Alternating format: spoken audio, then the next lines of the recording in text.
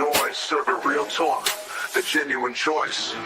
No pretense, no hidden schemes. Just sports, passion, fueling dreams. From the field to the court, every play that's made. Real takes over fake debates. Turn it up, hear the honest sound. Unfiltered sports all year round. Discussions pure, no masquerade. Real takes over fake debates.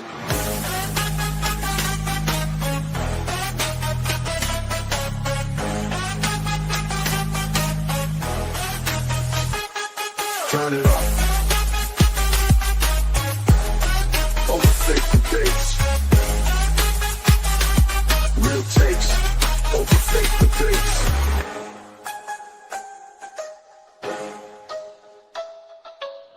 Real takes over fake debates. And we are live. SB Talk Sports. Sean Webb, real takes over fake debates. Sean, I don't know if you're shaking your head because you just seen a report that pop up on my screen, the one I just seen, but it's definitely going to fall into a topic that we're talking about. I mean, it's definitely breaking news. Definitely breaking news. Oh, my. I don't know if we should start. We had some NBA to start first before we start talking about the Colts, but I'm gonna say we wait. I say we can wait, but I'm just saying the breaking news as a possible former Chargers legend quarterback. I'm gonna say Chargers legend could possibly come back to play for a former team that he played for outside of the Chargers. That's all I'm gonna say for now, because that definitely just popped up on my news feed. That is definitely breaking news. Well, yeah, no, it's being reported that said Chargers legend will work out for that team tomorrow. Because I know Anthony Richardson is out too. Yes, he's out with an eye injury. He has a detached retina. Oh, wait, that sounds bad right there. Salute Tiffany in the chat. Happy Monday, SB and Sean. After that loss, I am done with Tiffany. You've been saying Fire John for like 2 years now. At this point, Tiffany might be right. Tiffany, what's up, Daniel? Salute everybody in chat. Make sure you guys like, make sure you guys share, make sure you guys subscribe. Another breaking news. They just said Daniel Jones out for the year, and Riley Leonard is on day-to-day with a leg injury. So everything's going crazy with the news. Guys, we got a lot of things to talk about, a lot of things to cover. Obviously, you see we got a lot of injuries when they come into the grind time of the NFL season. With SB and Sean, this real takes on fake debates, but we got to get to some NBA first because, Sean, it's getting close to December. I think the exact date to be exactly like around December 15th. If it wasn't the 5th, I know it's the 5th or the 15th, when a lot of guys who signed extensions are eligible to be traded. One of the guys who's been the main guy that's been talked about a lot during this time because he wanted to leave Golden State was Jonathan Kuminga. But he ended up signing an extension with the team. But even for me, when he signed that extension, I feel like this was just to give him some money for now and then give him a favorable contract where we paid him to make him happy to be paid, but the contract is easy to move. So I do think he will be traded. But, Sean, I'm going to ask you, do you believe Jonathan Kuminga will be traded this season? Yes. Mm-hmm. Yes. The big question is what the Warriors want back because they view Jonathan Kuminga as an asset. Otherwise, they would have let him, walk after last season. Certainly, the Warriors, want to try to maximize this window, what they believe is about a 2-year window with Steph Curry and Draymond. And there was supposed conversations about a potential Jimmy Butler for Anthony Davis swap. But that's it. I think they want to maximize this window. And if they can get a veteran guy to come in, who fits their timeline, certainly they will do that. I think they're reviewing, in my opinion, Jonathan Kuminga not all that dissimilar to how the Rockets were viewing Jalen Green last year, which was, hey, we're going to sign you to this extension, but we don't necessarily see you as a big part of our long-term future. if you get your value up, then maybe we can flip you for something, which we know they obviously did when they flipped him as a part of the Kevin Durant trade this last offseason. So I think that's how the Warriors were viewing Kuminga. He started the season out really well.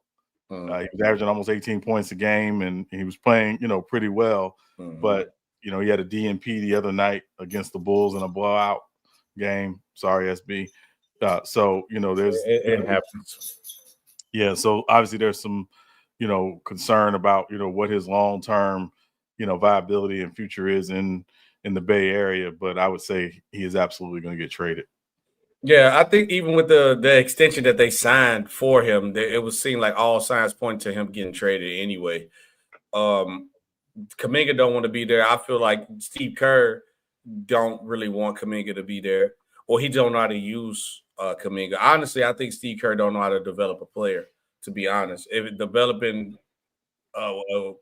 any young player or a big for sure, I don't think Steve Kerr knows how to do it. I think Steve Kerr learned his system with Steph Curry and those other guys, and then that was just it. He figured that out, and then he called it quits with that, because I think Kuminga is very talented, but I do think the problem come into play where Steve Kerr and the Warriors understand that Steph and the Draymond window is very short, so they're trying to get the most out of these guys while they can, because Steph Curry might be gone within the next 4 years, 3 maybe, 2 possibly, depending on how you really feeling. So I think they don't have time to deal with a rookie making rookie mistakes and let him develop. So, and I think that's why you don't see Kuminga out there as much as he was before then. I think only reason why he's getting as much time as he was now was like what you alluded to, is to raise his trade value. If I feel like if they didn't want to raise his trade value, or his contract was like another year extended, I don't think Kuminga would have played, because you even seen last year when he didn't really even play him like that. So I do think Kuminga will be traded. Now, where would that be? There was a lot of situations. I know the Bulls was in talks, but they didn't want Nikola Vucevic. They were trying to ask too much. Like, they wanted like a first-round pick for Kuminga, which I don't believe they will get. I think the most they will get is either like a aspiring vet contract, or a vet who wants to push them to win the championship, and they might have to give up a pick depending on how good that vet is. Or it could be a straight up trade, but they will not receive nothing more than a second-round pick for Jonathan Kuminga. But I do believe he will be traded. Sean, speaking of another person that want to be traded, and we brought my Bulls that we lost, we are on – Sean, we are on a 7-game loser streak right now. If I look at the Chicago Bulls record right now, all right, and rock with me. I know a lot of people don't care about Chicago Bulls, but rock with me. I'm finna take us somewhere. We are 11th seed, right? We are 9-14, Sean. 9-14. We have already had 2 5-game losing streaks, and we're currently on a 7-game losing streak. Imagine, we're not even halfway through the season yet. And then a player of the caliber of Giannis Antetokounmpo been hitting that he wanted to go to Chicago. And I'll be honest with you, Sean, the only reason why Giannis would consider Chicago the way he did is because, one, Giannis clearly wants to go to a big market for money-wise, and also it's probably easier to get teammates to come to a New York, a Chicago, a LA, because it's a big city. But the reason why he picked Chicago, because since Chicago is a driving distance from Milwaukee, and Giannis loved Milwaukee. You know what the Chicago Bulls said, Sean? Hey, Giannis might consider coming, because his agent called them. They didn't call Giannis. Giannis' agent called the Bulls and said, hey, how would you feel if Giannis wants to come there? And Sean, they said no. What have the Chicago Bulls done? And Sean, I even agree with this for you when you said sometimes you got to break up with the team for a while. I'm on the verge of that with the Chicago Bulls. You know, I love the Chicago Bulls who think and think. I'm on the verge of breaking up with the Bulls for a while until they actually do something. I will come back and be a fan of this team when you actually show me that you care instead of scamming us by going 41-41 and trying to go to the play-in? How will a guy of the Giannis Antetokounmpo caliber, a top 5 player, when healthy, top 2, no lower than 3 player in the league says he wants to come to your team and you says no? And you say no? That don't make logical sense to me. What have the Bulls done in the past 10 years to have the kahunas to say, no, we don't want Giannis? That tells me you don't want to win. Why am I wasting my time being a fan to watch this team? After Derrick Rose jersey don't retire, I'm going to be like, I might take a couple years off, Sean. I might have to because I don't know. At this point, I don't know what this franchise is doing. When a player of Giannis caliber says, I want to play for your team, I don't want to hear the excuse of, yeah, this is my core. We want to keep this core. The core that's currently on the 7-game losing streak, you make it happen when a player like Giannis want to come to your team. This is Chicago. This is a big market. You can get people to want to come to Chicago. And there's been players that wanted to come play for Chicago. The only person who stopped Chicago from having major big name players and being consistently competitive is ownership. He's the only owner who runs his team like a small market team. Because Chicago is a beautiful city. People would love to live in Chicago, besides in December. That's it. Besides December. And sometimes people will still deal with it. Because you just get you a truck and you'll be older, you'll get through that snow. But the whole point is, Sean, what made me mad was that what have we done to say no to a player like Giannis? Because I want to hear your point a little bit because I don't want to go too crazy on this. I want to hear your point because I know a lot of people going to say, oh, you trade for Giannis, you can't do nothing. I already got the blueprint for that, but I want to hear what you said first before I keep going further. So I think there are a couple things to consider, SB. Anytime a player allegedly becomes available or a team, makes it clear that they, would be interested in hearing what they could get for a player, there's conversations that happens in front offices around a couple of things. One, is this a player we can acquire? 2, what we have to give up to acquire? And 3, what does this do in terms of the finances and contracts and things of that nature? Because there's a lot of factors to consider.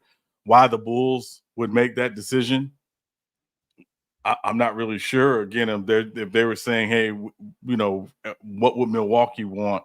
If I were in Milwaukee's side, what will Milwaukee want? Will Milwaukee want Buzelis and Giddey to make that happen? The second piece is if a player who would need an extension at some point, and Giannis would need an extension at some point, is he guaranteed to sign an extension once the extension is eligible? Because once you give up a bunch of assets for a player and you get that player in your building and that player says, well, I'm not going to resign, you've put yourself in a really, really interesting situation. That's true. There are some teams that are willing to take that risk. Toronto did it, obviously, in 2018, 2019 with Kawhi. But generally speaking, you don't want to do that. I think there are other factors to consider that we don't want to get too in-depth in. CBA, apron, things of that nature. So there's a lot of things that go into it. But I understand your point and the frustration. But I want people to understand something and fans to understand something. There are business elements to this. But the biggest business element to this is if you don't get ownership to sign off on it or ownership say, hey, go do whatever you got to do to make it happen, it's probably not going to happen. No, I think Reinsdorf, I know 100% Reinsdorf said no because he said, why would I try to spend all this money and I can still sell out the arena with spending half the money? And the other problem that I have with whatever money that he's worried about spending on Giannis, Chicago Bulls fan base have shown we will double your money back. We come to the games. We buy all the merchandise. We will sell, Sean. We will sell. That's what missed me with Reinsdorf and how they run the ownership. Sean, we was selling out games when we had Cameron Payne, Paul Zipser, and Denzel Valentine in our starting lineup, and people still can't support the game. So Reinsdorf can miss me with that. He's being a cheap owner just to be cheap. He's greedy, bro. He's being greedy for no reason. My only problem is because I know people be like, if you trade for Giannis, you got to give up all this. You can't really build a team around him. Part of the problem that Giannis had with Milwaukee, I want to credit and salute to Milwaukee.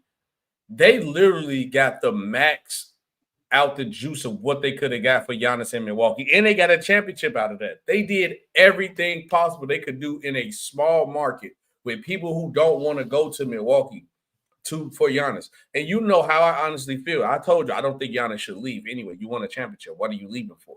You don't need to leave. You letting the narratives and people talk to try to make you leave. Milwaukee did everything they could as a small market team. Now imagine what a team like Chicago could do in a major market where Giannis doesn't have to, or the Chicago Bulls organization don't have to go a mile and a half to get an extra player here or there, because people will come play for Chicago. One of your favorite players almost came to Chicago on his own. D-Wade did before the second end when he still came to Chicago, when he wanted to come play for Chicago. LeBron James, that was next on the list before the big three decided to, let's all just go together to Miami. Because the original plan was, hey, we all need to go somewhere where we all in a new spot. But you know who else played a part in that when it worked? The same thing with the ownership. Because they didn't want to do nothing. You don't want to be held accountable.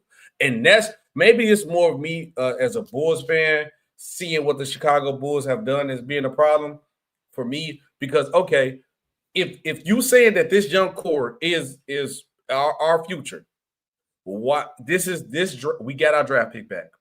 This draft is one of the biggest drafts of talent we ever had. Why haven't you pull in a Pittsburgh Steelers? Why do you want to just be mid-pack mediocre and we don't get a good enough pick to get a good player? Or if you telling me that, why is Billy Donovan not playing our rookie that we got in the lottery at the 12th pick? And he just out for the season. So, because this was going to happen, Sean. They're going to tell us it's all about our core. We're going to be trash until February. Mark my words, Sean. Mark my words. You know I'm going to hit on the head with this. About February after All-Star break, the Bulls going to go on a run. And we're going to be finished at the 9th seed in a play-in like we usually do. Just the same story. And I'm starting to feel like this is the formula what they want for me. But I think this is just ignorant to the point where I cannot be a fan. You're blatantly showing me this. It's always been superstitious about this, but to say no straight up for Giannis, or at least they could have came out and said, like, we saying no to Giannis because we generally don't think with the new rules, even if it's big, I still think you still could do it. But I rather would have heard, I don't really think with the new CBA and the rules that we can make Giannis happy to want to stay and we can build a championship around him. So we're going to back off on the trade. I would have respected that more than just said the Bulls genuinely said no because we like our young core better than Giannis Antetokounmpo. Like, stop it, Sean. I'm that's the most clean as I can say it because I want to say a lot of other stuff, but we gonna move on. We ain't got too much time. We got to get to some football. Next up on the list, Sean, Clippers send Chris Paul home. It's been a lot of things that have came out from recently. Obviously, when everybody originally found out about this was from Chris Paul IG story where he said he found out he just got sent home at 3 a.m, by the way. Then more things came out where they said Chris Paul was trying to hold people on the team accountable, Kawhi Leonard especially, Ty Lue. Then other reports came out saying that he was undermining Ty Lue and he pretty much stepping on Ty Lue's toes. Him and Ty Lue wasn't talking. So what is your genuine reaction to this? Or honestly, I want to know what was your first reaction when you first heard it? Then what was your reaction once all the information came out? Who was in the right, who was in the wrong for you? So I'll say a couple things, SB. Two things. One, it doesn't surprise me this happened. When a team is 5-16, it's usually going to be turmoil, particularly a team that had expectations. And at the end of the day, the Clippers were a 50-win team last year. They felt they made some moves to put them back in that conversation, albeit They were an older team, but that team had some issues. Namely, one, they play very slow, and two, they weren't very good defensively like they were last year. So it doesn't come as a shock that this happened. The second thing is, and I'm just speaking from an organizational perspective, I think a lot of times it's not what you do, it's how you do it. And because teams or players and agents are looking at how you handle these situations, and this is the best way you could handle it, was just to send him home in the middle of the night. Like, I felt like there were some things that the Clippers could have done from a PR perspective that would have said, hey, we want to part ways, but we got to do this in a way that doesn't give us this horrible perception and perspective, as again, prospective players and agents are looking at us as a potential destination, over the short and long term. I put that on Lawrence Frank because he's running the front office, and someone should have said, hey, listen, there's a way to do this for one of the best players in our franchise's history, that we can do this better, and we need to do this better, and they didn't. So I'm going to put that on the Clippers. When you get Chris Paul, everybody kind of knows what Chris Paul is. Not just as a player, but also what Chris Paul is as a personality and as a presence in your locker room and in your organization. And I want to remind people what Chris Paul did last year in San Antonio. Did you hear any issues about Chris Paul in San Antonio last year? No. Chris Paul played all 82 games in San Antonio last year in his year 20 season. Like, let's put that in perspective. Chris Paul, by all accounts, was a great, teacher and mentor to Stephon Castle and obviously Wemby while Wemby was there and things. And then when they got De'Aaron Fox, they, seem to get along really well. I think it comes down to when you made the decision to bring Chris Paul home, it was a nice story knowing this was going to be his final season. He announced it was going to be his final season to be able to play for the franchise that he helped resurrect, to be frank, when he got there in the early 2010s. It's just a terrible way to handle business. But you also understand what you're bringing in when you bring in Chris Paul. He is a strong personality. He is someone who is going to point out, hey, maybe we need to do this, maybe we need to do that. Now, Chris Haynes, the great insider and reporter, has some information around this that I thought was very interesting. Apparently, the Clippers were playing the Mavericks, and Klay Thompson was killing them. And they had Kawhi guarding Klay Thompson. And CP3 said, hey, maybe we need to switch that. And assistant coach Jeff Van Gundy didn't like that. Now, apparently, this wasn't the first time this happened. There were some other things that, had happened. I seen a video, shout out Low. Low did a reaction to it where it was the game when they played Cleveland, and it was with Kawhi matchup. And one, it was how Kawhi was not pressing. Chris Paul had a problem how he wasn't pressing Donovan Mitchell, and Donovan Mitchell getting so easy. And then also Chris Paul attacked the team from a point where Darius Garland or Donovan Mitchell was literally inbounding the ball and letting it roll. And if you don't touch the ball, the shot clock don't go down. Right. The clock is still running. Chris Paul was yelling like, hey, what are y'all doing? What are y'all doing? Come on. They running the clock out. And that was another coincidence too. So I'm like, if those things were for the things that Chris Paul was calling out, I don't think that was a problem. I do have a problem, like maybe undermining the coach, but I know you still got your point. I'll let you continue, but that's the one I think what it was like kind of threw me off a little bit with CP. Yeah, no, and again, I don't want to spend too much time on this. Obviously, what has happened has happened. I always try to think about this thing holistically and present it that way.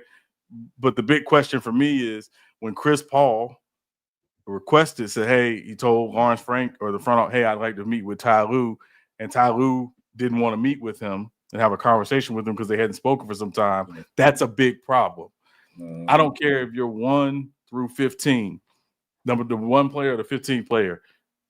The head coach's door should be open to have a conversation. And if there's a conversation that needs to be had and said, hey, I appreciate what you're doing, but I need you to cut this out a bit or to lay back on this event.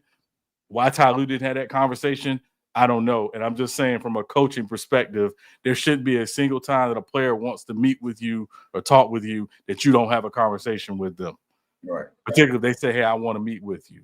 And sure, I even double the point of, okay, let's just play devil's advocate. You don't want the 15 man on the bench can't talk with the coach because you're the 15 man on the bench. That's cool. But it's a difference when that 15 man on your bench will get his jersey retired for this franchise. That's a different type of player.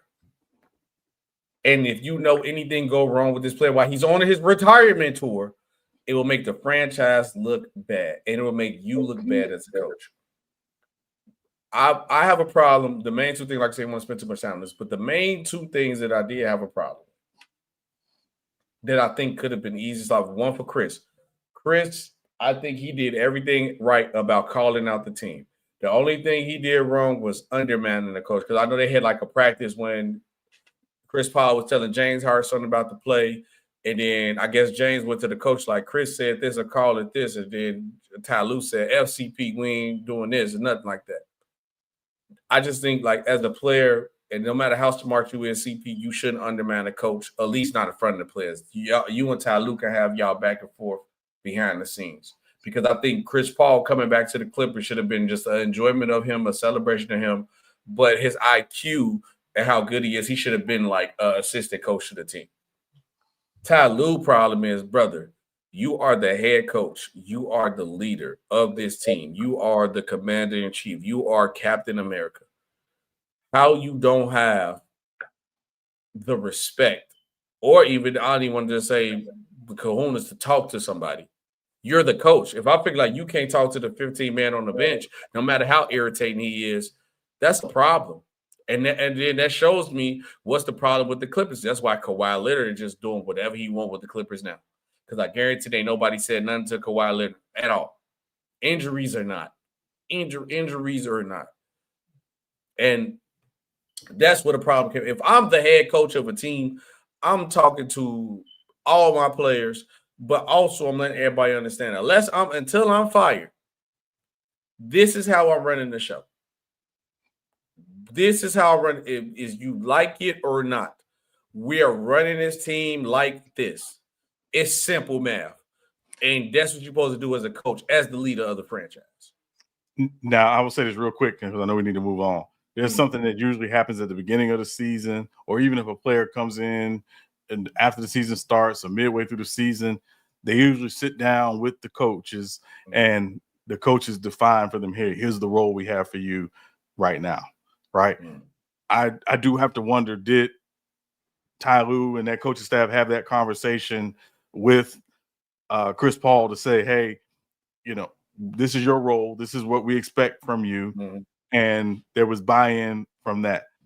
I don't think Chris Paul was expecting to come in and play major minutes. He wasn't expecting to come in and be a starter. I think he was coming in and expecting to be a part of the rotation, right. But also he was expecting to be a leader, because no disrespect to James Harden or Kawhi Leonard, but those guys aren't really vocal leaders. That's not really what they do. So in the absence of that, someone like Chris Paul, who again is at the end of his career, we understand that, but this is who he has been from the moment we've seen Chris Paul has been on the scene. We've known this is who Chris Paul is. Chris Paul was like this in high school, to be clear. Yes, this is who he is. So I just have to wonder if that happened. And again, the Clippers haven't really said much, but at the end of the day, I do think there need to be, at least to your point, some level of respect, alignment. And again, alignment doesn't require agreement, but alignment in terms of here's what Chris is going to do. Here's what we expect from him. We're aligned in that. We're not going to always agree. That's the bottom line. But there can be some alignment, and there didn't seem to be any alignment really from jump. Yeah, usually with point guards like these, like CP, Rondo with the high IQ, they call out stuff when they see it a lot, and it don't work out for every situation. But I just feel like all I think was like how annoying Chris Paul be, because that they couldn't last a couple more months because it's supposed to be his retirement tour. But whatever. Tone said, "Did you guys hear that Phillip Rivers is getting a workout with the Colts tomorrow because of that?" Yes, we have, and we are going to talk about this. We got like one more NBA story, and we get right to football. Seriously, with the Colts, yes, they are having. Yes, they are. So we gonna get into that because that is like breaking news at the top. Last one, NBA, and I'm gonna move. We had a dynasty talk, but since that breaking news happened, we're gonna have this talk first, Sean, or NFL. But Harden has passed Carmelo Anthony, entering all-time NBA scoring top 10. How are we legitly looking at Harden as a scorer, as a bucket getter? I mean, he's a bucket getter. I don't think we need to spend a lot of time on this. He's a guy who gets buckets. That's who he's been. Really coming off the bench in OKC to start his career as a sixth man, and then obviously going to Houston and becoming the franchise player there. That's who he is. So no surprise that he's done this. He's had a great deal of longevity in his career. So no surprise he's done this. No, I'm not surprised at it. I think a lot of players in this era, with how the game has evolved, the skill set of a lot of these players, I think they're going to break a lot of records. I think only one that's going to be in question is John Stockton's assist record from like how the games he played and how he was getting. That's the only one I'm questioning anybody might get. But and the rebounds record as well. And the rebound record too. Yeah, that's going to be tough to beat. But Harden is up there with one of the players who changed the game. That double step back, the way he dribbled and scored, and I would say the only thing was shout out to Chris Paul. Not shout out. It'll be both to say shout out. Unfortunately, Chris Paul got injured because if James Harden's style of play was to find a way to win, Sean, oh my God, do you know how many teams have probably been trying to do like get one ISO score with shooters and just shoot threes? What happened because when Golden State won, what did people change to? The Golden State style. What's the Nuggets won? What do people change? It's a copycat league. That's all I'm saying. So he was such a great scorer where the one style of play where we all said you cannot win playing this style of play. He was a game away from the finals. Now, how he would have played against Cleveland, I don't know. I think it would have been a tough task unless Chris Paul would have got hurt. But I think James Harden is one of the best scorers of all time. He's in that conversation. That's the thing I'm gonna say because I do want to get this football. I do got a real takeover reaction for that. He said if Kevin Durant, if he plays every game this season, he could pass Jordan for third all time. He's on pace. I can see that. A lot of people gonna get past this generation. Remember Jordan's not third all time. Karl Malone is. Karl Malone, yeah. So he probably saying fourth, maybe fourth. Jordan fourth, right? No, I believe someone else is, but hold on, let me look it up real quick. Yeah, I'm sorry. Look it up too. I know LeBron is Jesus. Kobe is fourth. Kobe is fourth. Yep, Kobe is fourth. Jordan is Jordan's fifth. Yeah. Oh yeah, no, Durant definitely going. Once Durant ends his career, Durant gonna be three. He's probably gonna be three. Because I think Durant got what? He's at 31,000. By the end of this season, he'd probably be at like 32, two more years. I think he's going to be right under Kareem. I think it'll be under Karl Malone. Right under Karl Malone, if not past Karl Malone. But he probably going to pass Karl Malone like this. He's not going to catch Kareem, though. But KD, that's another person that's one of the greatest scorers of all time. Yeah, but I just think this era of basketball has just changed the game where we just in a new era. Like a lot of people don't even like Russell Westbrook. Russell Westbrook top 20. It's just this era. But we got to get into some NFL, so football. Since the breaking news has kind of jumbled our stories around, so we had to maneuver some stories up because the breaking news. But part of the breaking news with the Phillip Rivers news that he might possibly return. That is the former Charger. Colts, Daniel Jones to have surgery on a torn Achilles, Sean. And I could have sworn I said on our last show he should sit down with this calf injury because you know what happened with these calf injuries? They're going to lead to a torn Achilles. And voila, magic, torn Achilles. And the Colts season is possibly done. What is your reaction to Daniel Jones? Torn Achilles, I should say, Sean. Are you shocked? I'm not shocked at all because he kept trying to play and he shouldn't have played on it.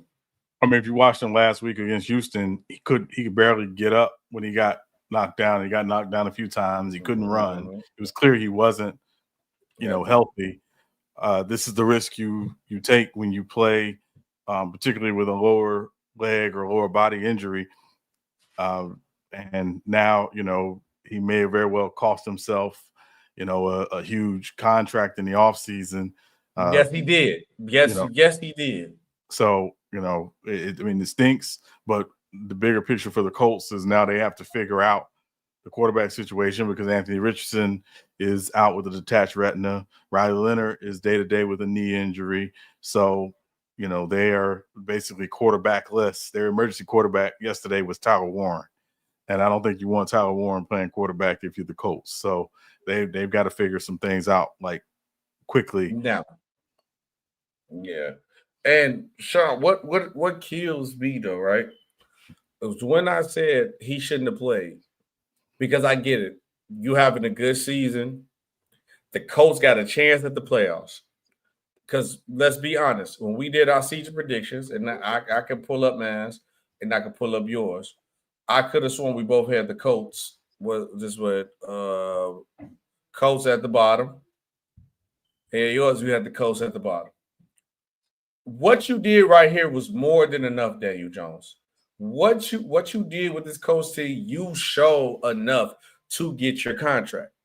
But no, you let these people tell you, yeah, go out here and play, or you didn't let them protect you from yourself.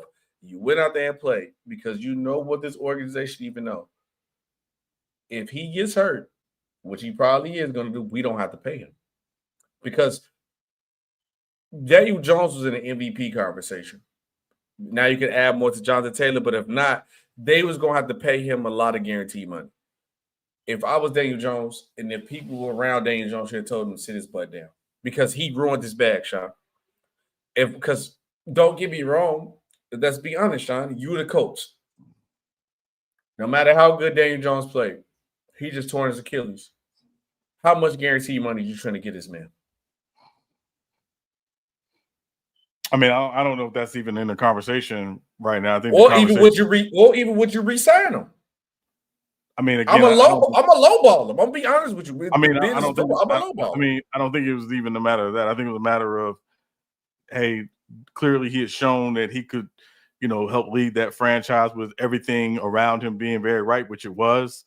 Jonathan Taylor and obviously Pittman and Pierce, the receivers, and Tyler Warren and Cox, the tight ends, and a pretty good offensive line led by Quentin Nelson, and the defense played pretty well. So it was shown, hey, Daniel Jones can do some things here as long as we got everything right around him, which he did. Whether he was their long-term, future will still remain to be seen. Maybe they were going to franchise him after the season, which I think was probably been more of an option. They still may very well do that. I don't know. They're under new leadership, obviously, because the Irsay daughters are running the team now. So, I think it's a matter of, kind of what their thing is once they get to that point. Right now, they got to figure out who's going to be playing quarterback for them on Sunday. That's the biggest thing because they got a game coming up and they got to figure out who's under center. And until they figure that out, I think Daniel Jones, nothing against Daniel Jones, but that's the furthest thing from their minds. And it's funny that you do say that who's going to be the quarterback because Paul asked, did you guys hear Phillip Rivers is getting a workout with the Colts tomorrow because Daniel Jones injured? And he said, no, serious news. NFL coach Phillip Rivers having tryouts tomorrow per Fox Spur Radio. And yes, Sean, Colts most likely land spot for Phillip Rivers. It said Colts with Phillip Rivers set to hit free agency for the first time. So I guess he's not going to be retired. the Indianapolis Colts appear to be the most likely destination for him. Phillip Rivers is 38 years old. He has played for the Colts. Obviously, he played for the Chargers. This one hard for me because I got a soft spot for Phillip Rivers. But do you think this is the right thing to do? No. Okay. No. Why? Did you see Phillip Rivers last season with the Colts? Mm-hmm. Okay. How long ago was that? Last year, right? No. Last year, 2 years ago? 2020. 2020, yeah. 2020, you're right. 2020. Yeah. So he hadn't played in the NFL in 5 years. Yeah, nah, he needs to sit it down, man. What he chasing? I mean, again, if they view themselves as a Super Bowl contender, that's what he's chasing. But no. And I know, Phillip Rivers and his wife got a bunch of kids and, and things of that nature. I mean, that's probably why he's trying to get that bag. If you go get the bag, you got a lot of kids you got to feed. But I think he's fine. He has money. That ain't the issue. I don't know. He got a lot of kids. There's a lot of kids to care for. No. You haven't played in the NFL in 5 years. Remember that that Frito-Lay commercial with Emmitt Smith and Jerry Rice and Dan Marino and Randy Moss? Mm-hmm. And like you sit at home and like, yeah, I think I can still get it. The Colts play Seattle on Sunday afternoon in Seattle. You don't think the Seahawks will be chomping at the bit if Phillip Rivers is under center for them? Oh, they're going to destroy Phillip. Yeah. It's some ideas need to stay an idea. Yeah, it's got to be other quarterbacks out here. Like I don't know if team. You can't trade for nobody, obviously, unless you do something under the table. Yeah, I mean, again, the way you can't trade. I mean, you can't trade for anyone, of course, because the trade deadline is passed. Certainly, the Colts could maybe apply for an injury exception with the NFL. Maybe that could be their option as well. But short of a team releasing a guy or or someone being on someone's practice squad, no, there's not a lot of options out there for them. They just, I mean, quarterbacks is not just sitting at home, for 3 years and 4 years waiting for a call. I mean, it was one guy, but who's that? Collins. Well, yeah, I mean, but again, Colin Kaepernick hadn't played in the NFL in 9 years. Like, I love Colin Kaepernick. I would love to see him get another chance, but after 9 years, it's over with. It's done. I'm trying to see who's available like now on the practice squad or anything. I'm looking. I don't really see no notable. That's what I'm saying. So it's not. There's no one coming in to save the Colts. What the Colts can do is obviously see where Riley Leonard is. I think they may have another quarterback on their practice squad as well, who they may have signed after Anthony Richardson went out. But ultimately, right now, it's figure out how you're going to play without Daniel Jones or Anthony Richardson under center. That's your job. That's the job. Figure it out. Right. I mean, if you're gonna get somebody this low, you should have just said I might call Tom Brady too. Might as well ask Tom Brady if he gonna come out of retirement too. If that's the case, I mean, at least he's played more recently. But yeah, I'm gonna say you might as well ask Tom Brady to come out of retirement. Yeah, but there's a reason why these guys retire. It ain't the same. You see, Aaron Rodgers don't look the same. I mean, he looked pretty good yesterday, but Yeah, but I'm just saying, So yeah, no, we can move on. I know we have a lot of time we need to get through. Yeah, get through. Yeah, because the game for the start, my Chargers for the play. Jaden Daniels hurt again because the Commanders organization. Nothing. I don't have to report nothing crazy. The Commanders organization, the Redskin organization, whatever you guys want to call these guys, they do not do a good job of managing their quarterbacks. If I go look at the standings. The Commanders are 3-10, and I guess 3-9 if you count the last game because I know they lost. They are nowhere near. If I'm not wrong, I might as well I'm be safe, straightforward. They are out of playoff contention. Yes. Why are you bringing your quarterback who broke his arm? Jaden Daniels sit out for the season. It's okay. You wasted Jaden Daniels' time. You wasted the Commanders' fan base time, and you almost risk your. Hopefully, you don't risk your quarterback being out longer than what he's supposed to be. He has no reason to come back. I at least respect the Bengals bringing Joe Burrow back because I was shaky about it too. But once the Steelers started losing and the Ravens in between, I'm like, they got an actual chance. The Eagles are 8-4. You have no chance. You have no chance of making the playoffs. You're eliminated. It's no reason Jay Daniels should have been played. And this is got to get to a point where this franchise needs to be investigated with how they handle their quarterbacks. For me,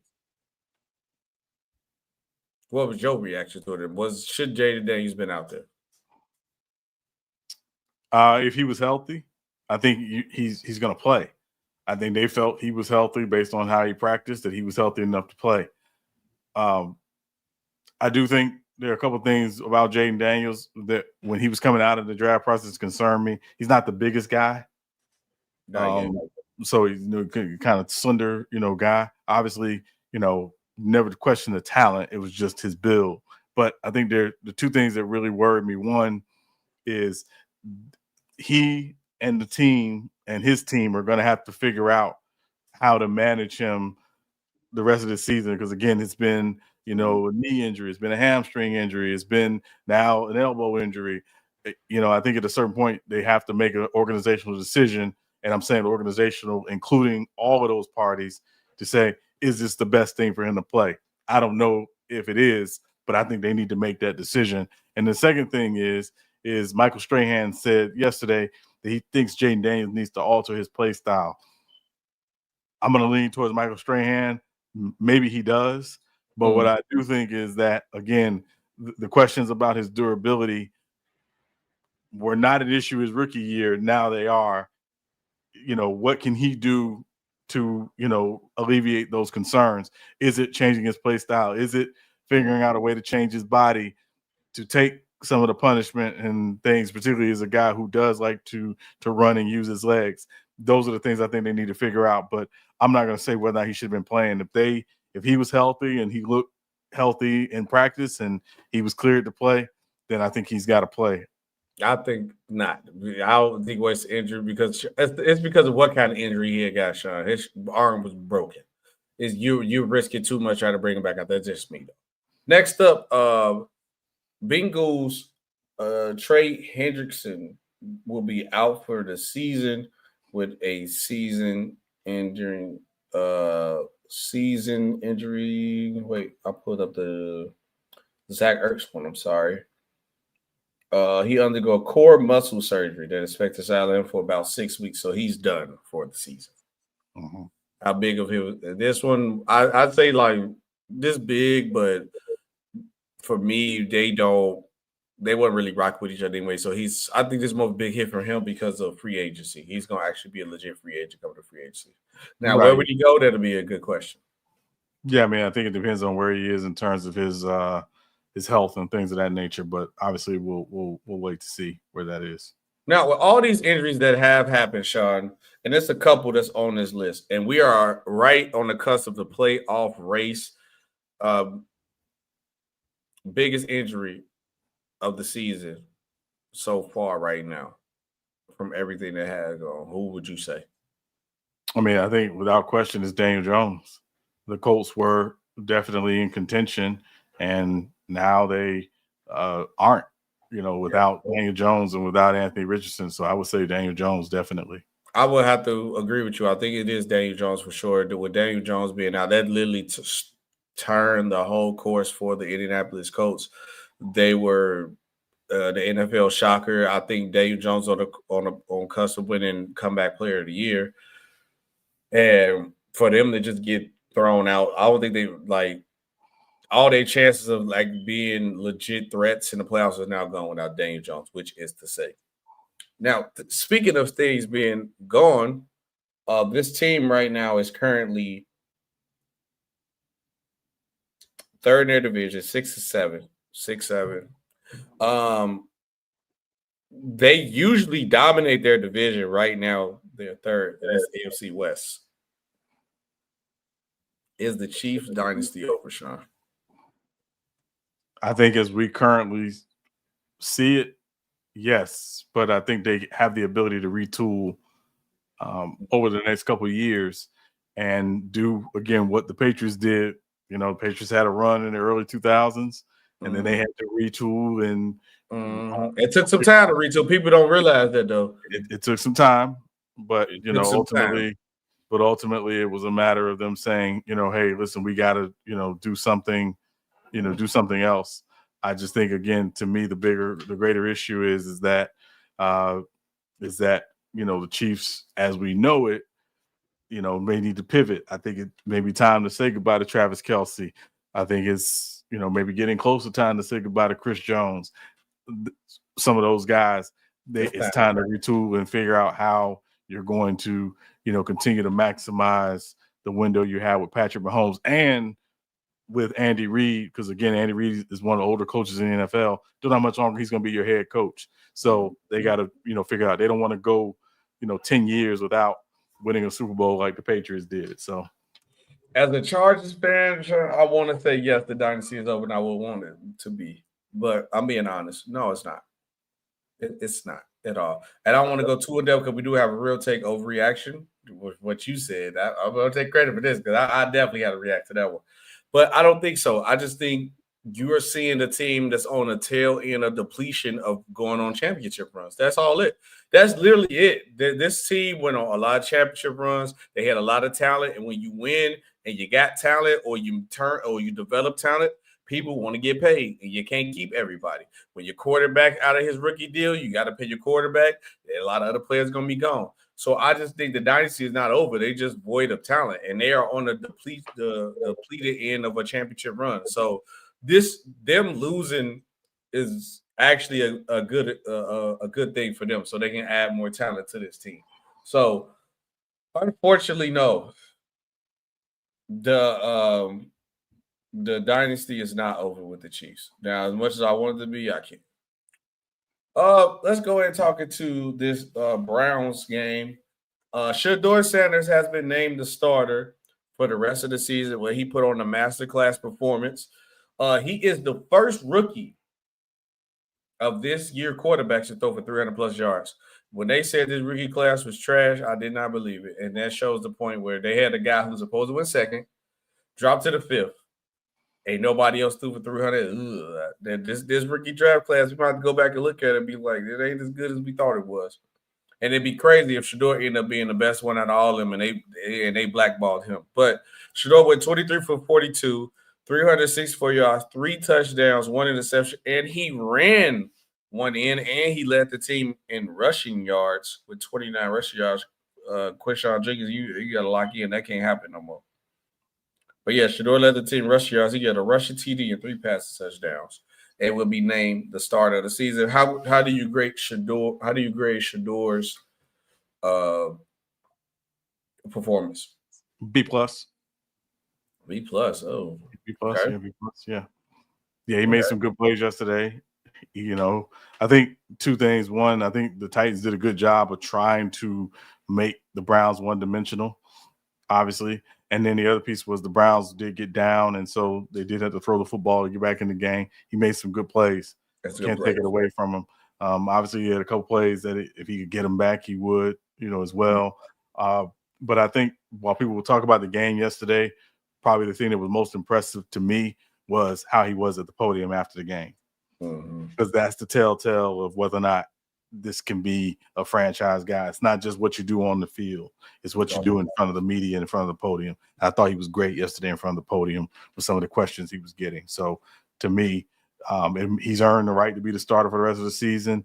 At this point, Sheduer is not competing against Dillon Gabriel. Sheduer is competing against that Brown, not even Deshaun Watson, if you're being honest. He's competing against what the Browns may decide to do with that top pick they're going to have this year in the draft, because it looks like they're going to end up with another top 5 pick. So that's who he's competing against. And for them to go into the offseason, if he's shown enough to say, hey, this guy is going to be our starter for 2026, we can take a quarterback, but we don't have to. We can invest in other areas of our team. That's what Sheduer is competing against. And that's, I think what he's got to do the very simple thing, which is control the controllables. As long as he's doing that and continuing to show progression and growth, I think, obviously he's going to make it a very interesting conversation for the Browns during the offseason. For me, I get Sheduer A-. I watched this game thoroughly. I think only problem that you could see with Sheduer, but obviously I think there's more of a reps and time thing. This is his third game. Hold the ball a little bit too long. Obviously, that's been a problem with Sheduer. You got to add a little bit more of that. And sometimes, even though crazy, and I can agree with why he does it, because I can agree why he does this, because I don't want to get hit either. But sometimes you got to step in that pocket and stay in that pocket and just you go get hit, but zip the ball out of it. That's it. Because sometimes he was throwing off his back foot a couple throws where he kind of missed because he was preparing for the hit instead of just lasering it out there, because you're gonna get hit regardless. But so that's why it's more with like me on that end when it comes to that with Sheduer. But besides that, I give this game an A-. And I do agree with the thing you said about having to compete with the Browns next year. I think I compete with the organization in general too, because when you talk about competing with the organization, perfect example, the last play of the game, Sheduer, your quarterback brought you back into the game, Sean.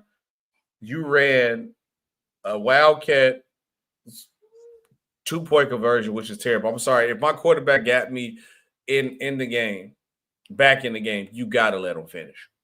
I don't want to get into that piece of it because I wasn't necessarily a fan of the play call. But again, it was a terrible play call, Sean. Well, again, it's terrible. It's only terrible as because it didn't work. Right. If it works, it's great. It's like, oh, they figured something out. They had run it before. They had run it in practice. It worked in practice, according to Sheduer. So he didn't have issue with them calling it. But obviously, from the outside looking in, it's like, oh, they set him up to fail and blah, blah, blah. I'm not buying into that. I didn't particularly care for the play call. But again, we're not at practice every day. He said in the post-game press conference, they practiced it. It worked in practice. So when they called it, it wasn't a big shock to him. So that's where I'm going to lean on what he had to say, and what other guys had to say is something they've run before. It just didn't work. The defense did their job and blew it up. So I'm going to leave it at that. I do agree with you with Sheduer. I think he does show he's a leader amongst men when it comes to being that leader at quarterback, because he's the face. He doesn't avoid the question. He asks all the questions needs to be answered, and he answered them the right way too. Because the media tries to trip him up, and that's one thing that Deion did prepare him for. I don't think Sheduer would never have a problem in the media. I don't think I'll never see Sheduer saying the wrong thing when it comes to the media. Right. So we got to do the injury bug. Do you have one for the injury bug? Because I know we kind of talk about a couple injuries. Do you have one or no? Or no, just Daniel Jones.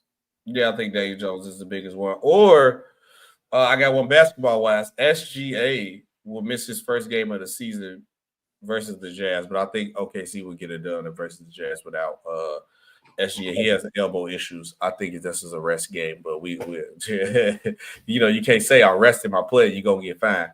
So, but yeah, SGA got elbow issues. He's out.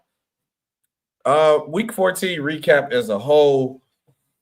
What I learned, if I had to break it down, Sean, the first things first, I think through 14 weeks, this is the most open in the NFL has been in a while, where I genuinely will tell you, if anybody watching and listening, can nobody tell you right now who is the favorite to win the championship?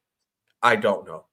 The Bears just went from the 1st seed to the 7th seed off one loss.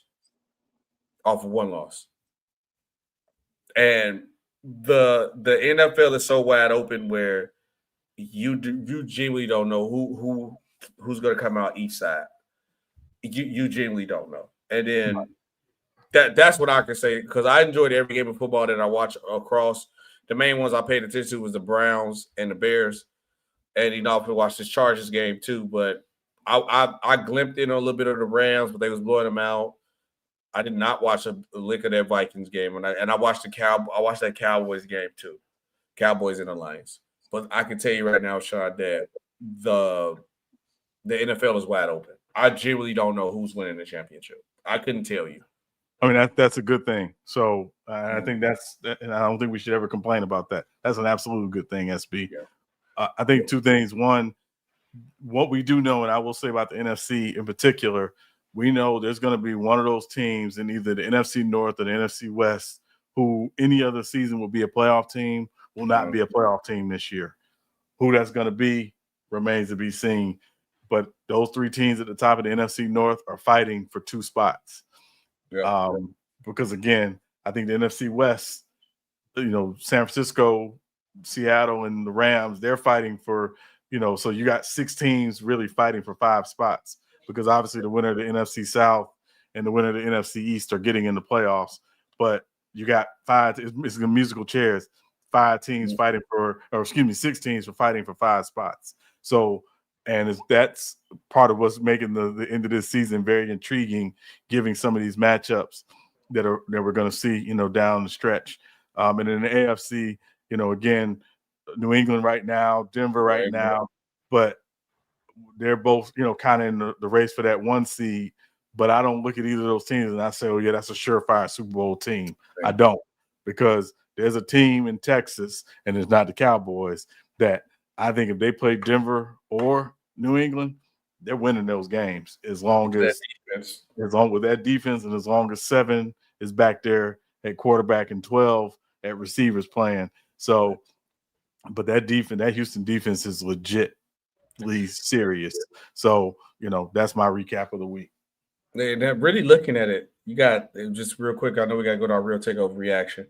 NFC North, Packers 9-3-1, Bears 9-4-0, the Lions 8-5. Then you go to the NFC West, 10-3 Rams, Seahawks 10-3-0, 49ers 9-4-0.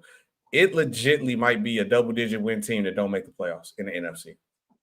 Legitly. Holy. You literally could have an 11 or 12 win team in the NFC at home in the playoffs. So that's just the reality, but it's just also the reminder of, these divisions are getting better. Again, the NFC North, for example, and the NFC West this year are I think those 2 divisions where, nothing's guaranteed. It's just the way it is. So. And I do like that they put all the division games last, so that means like you could like you said with like the Bears lost a division game. They went from the 1st to the 7th seed that quick. So yeah, it does happen like that. Quick Monday night preview. We got to get to the game. The game already on now. My Chargers are going against the Philadelphia Eagles. Let's see how this goes. But a quick real takeover reaction. We only got 3 today, Sean. This was you, well, at least 2, because I want to answer this first one. Real take or overreaction from Sean. The Chiefs will not win another Super Bowl under Andy Reid and Patrick Mahomes. Sean, this is a overreaction. Like I said earlier, I just think they're on the back end of a multiple championship runs. I believe Patrick Mahomes have not missed the AFC Championship game yet in his career, has he? Come on, man. You go that deep in the playoffs. I think it is an overreaction. I think this year was the best thing that could possibly happen to them so they can actually add some assets to their team. Because I think they just need more talent, and they got to get rid of old guys. You got to put some young faces in there. Yeah, it's an overreaction. Okay. As long as Andy Reid and Patrick Mahomes are in Kansas City and they both are, a health, sound mind and body, the Chiefs will always be in the Super Bowl conversation. So it's an overreaction. But to your point, it is time for them to restart and to reset and to, again, bring in some young quality talent. These long playoff runs always catch up. Yep. Right. It always catches up. And I think it's caught up to them this season. And the blessing in disguise may be if they don't make the playoffs, that, they'll get a chance to get started on their offseason earlier than usual. Yeah. I think it's better to have your team depleted out because of too many playoff runs, too many long playoff runs, and you competing for championships and winning championships, then your team depleting out because of mismanagement of money. So I think the Chiefs doing the right job. Real take or overreaction. After being the number 1 seed, the Colts will miss the playoffs. This is a real take. I have to agree with you on this, Rashawn. This is a real take. No, which is crazy how we talk trash about Daniel Jones, but no Danny Dimes. Playoffs, you will not be on that type of time. You would not be in the playoffs on that time. I'm sorry. I'll have to agree. This is a real take. No Daniel Jones. I can't see. Then now it's like you don't got Richardson. You don't got the other guy. What's his name? Leonard. You don't got him. You literally say you're going to call a quarterback who's been sitting on his couch for 5 years. No, sir. Yes, this is a real take. Yes, absolutely a real take. Yeah, it's a real take. I think they're done. And again, in their division, Jacksonville is playing surprisingly well, and the Texans were down, but they were not out, and they are coming. So, yeah, I think they're done. I think they will not make the playoffs. Yeah. Okay, now this is what it's me, Sean. Real take or overreaction, Sean? I believe James Harden is the top 10 scorer of all time. So that's a real take for you. Yes. He's in the top 10. I think he's in the conversation. Whether he's top 10, obviously, that's something we'd have to, do some serious breakdown on. And I know we got to get to this game. But no, I would say he's definitely in the conversation. Yeah, no, I think so. I'm pushing him more of the pedestal because of he has the impact of changing the game. I think when you have the impact of changing how the game is played, you look at a different tier. And then we can have a deep dive because James Harden score runs is some top tier. Top tier. We got to do a quick rundown of the picks of the week, Sean. And we get about it. All right. SB and Sean, NFL picks of the week. SB and Sean, NFL picks of the week. What was the recap, Sean? Real quick, Seattle at Atlanta. We both took Seattle. Seattle did win that game. Cincinnati at Buffalo. We both took Buffalo. Buffalo did win that game. Tennessee at Cleveland. I took the Titans. You took the Browns. Tennessee did win that game. Washington at Minnesota. We both took the Commanders. The Commanders got crushed. Miami at the Jets. You took the Dolphins. I took the Jets. Miami did win that game. Miami, surprisingly, still fighting this season. Saints at the Buccaneers. We both took the Buccaneers. Saints did win that game. Colts at Jacksonville. We both took the Colts. Jacksonville did blow them out. Pittsburgh at Baltimore. We both took the Ravens. Pittsburgh did win that game. Denver at Las Vegas. We both took the Broncos. Broncos did win that game. Geno Smith went out with a shoulder injury. He should have been in the injury report for us today. Yeah. Rams at Arizona. We both took the Rams. Rams dominated. Houston at Kansas City. I took the Texans. You took the Chiefs. Texans did win that game. And tonight's game, Philadelphia at the Chargers. I took the Eagles. You took the Chargers. But regardless of the outcome of tonight's game, I did win this week's picks of the week. That sucks. We got to lock in, SBC. We got to lock in. But it has been another great episode of Real Takes over Faded Base, SB and Sean Whip. The Chargers game is on, so you know I got to lock in on this Chargers game. And me and Sean will see you guys on the next one. Peace out.